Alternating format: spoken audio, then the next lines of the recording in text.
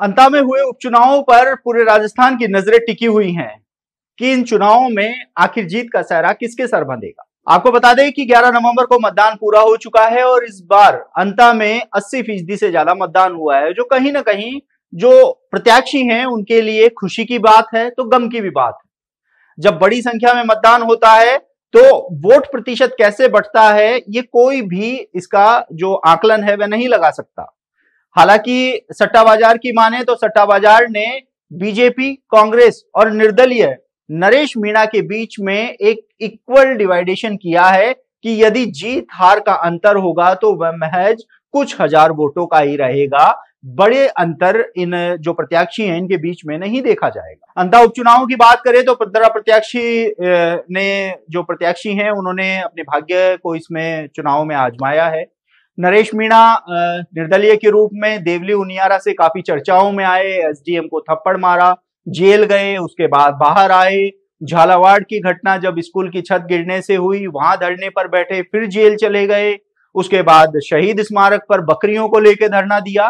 तो नरेश मीणा पिछले 1 साल से ज्यादा समय से राजस्थान में लगातार चर्चा का विषय बना हुए हैं। सोशल मीडिया पर नरेश मीणा को एक सनसनी के रूप में देखा जा रहा है, एक युवा नेता के रूप में देखा जा रहा है, लेकिन उनका गुस्सा वो भी जग जाहिर है कि बात बात पर उनको गुस्सा आ जाता है।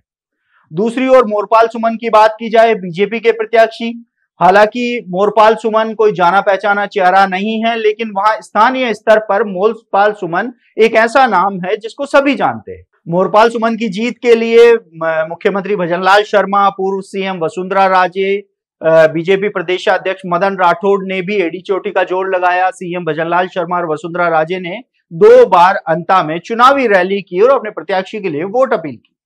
तो वहीं दूसरी ओर कांग्रेस के प्रत्याशी प्रमोद जैन भाया के लिए पूर्व CM Ashok Gehlot, Sachin Pilot, PCC chief Govind Singh Dotasra, नेता प्रतिपक्ष टीकाराम जूली, इन्होंने चुनावी सभा की और अपने प्रत्याशी को जीत का जो दावा है वह किया जा रहा है कि प्रमोद जैन भाया जीत हासिल करेंगे। तो वहीं निर्दलीय प्रत्याशी नरेश मीणा की बात की जाए तो नरेश मीणा, देखिए नरेश मीणा चर्चाओं में तो हैं, लेकिन उनके गुस्से की वजह से कहीं ना कहीं वो एक कदम पीछे देखे जाते हैं। हालांकि हनुमान बेनीवाल ने 8 नवंबर को अंता में जो उनकी रैली थी, उनकी सभा थी, वहां पर हेलीकॉप्टर उतार कर ये बता दिया कि हनुमान बेनीवाल नरेश मीणा के साथ कंधे से कंधा मिलाकर खड़े हैं।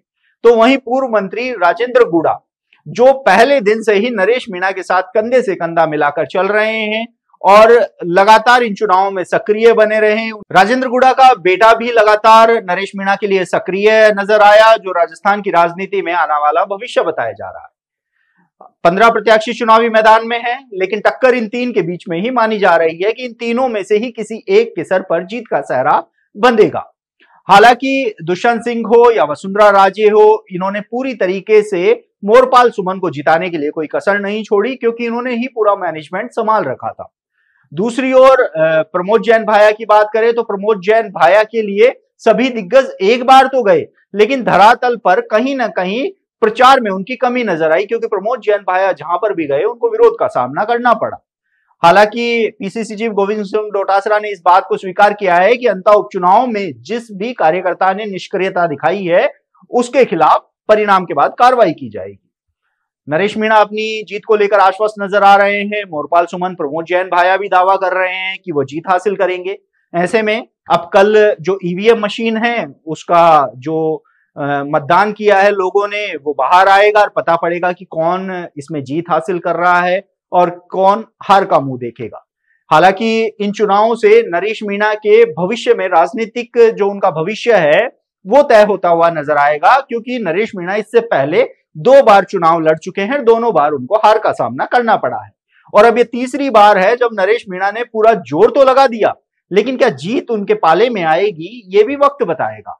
लेकिन नरेश मीणा का राजनीतिक भविष्य अंतः उपचुनावों पर पूरी तरीके से टिका हुआ है, उसके परिणामों पर टिका हुआ है। ऐसे में अब देखना होगा कि जब कल परिणाम आएंगे तो ये जीत का सेहरा किसके सर बंधेगा और क्या नरेश मीणा का राजनीतिक भविष्य यहीं पर ही फुल स्टॉप के साथ रुक जाएगा या वो लगातार आगे अपने कदम बढ़ाते रहेंगे, ये भी वक्त बताएगा। आप देखते रहिए द नगरी न्यूज। मैं हूं ललित वर्मा।